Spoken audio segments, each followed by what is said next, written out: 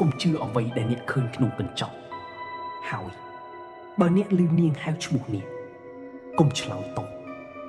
ព្រោះនៅពេលអ្នកឆ្លើយនាងនឹងដឹងថាអ្នកនៅទីណាតារាមិនទាន់អានចប់ផងស្រាប់តែសំឡេងនារីម្នាក់លាន់មកពីក្រោយក្នុងគាត់យ៉ាងច្បាស់តារាគាត់កក់ស្ទះគាត់មិនដែលប្រាប់ឈ្មោះខ្លួនឯងឲ្យនរណាម្នាក់នៅសន្តាគារនេះដឹងទេសំឡេងនោះលាន់ម្ដងទៀតខ្សឹបចិត្តត្រចៀកជាមួយតារាងាកមកមើលខ្ញុំតារាបិទភ្នែកគាត់នឹកឃើញសារក្នុងក្រដាសបើអ្នកលឺនាងហៅឈ្មោះនេះកុំឆ្លើយតបព្រោះនៅពេលអ្នកឆ្លើយនាងនឹងដឹងថាអ្នកនៅទីណាបេះដូងគាត់លោតញាប់ញើសត្រចៀកហួរតាមថ្ងៃបន្ទប់ទាំងមូលស្ងាត់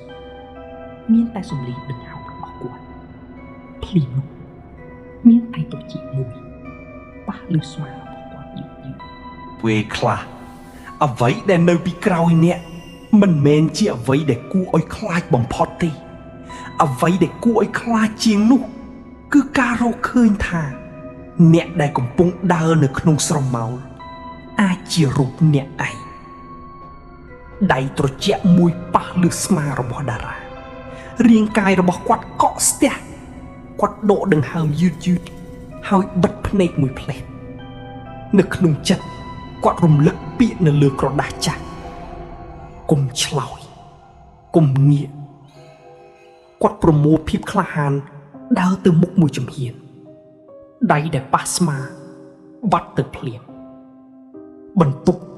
ស្ងាត់ដូចគ្មាននរណាម្នាក់ធ្លាប់នៅទីនោះតារាប្រញាប់យក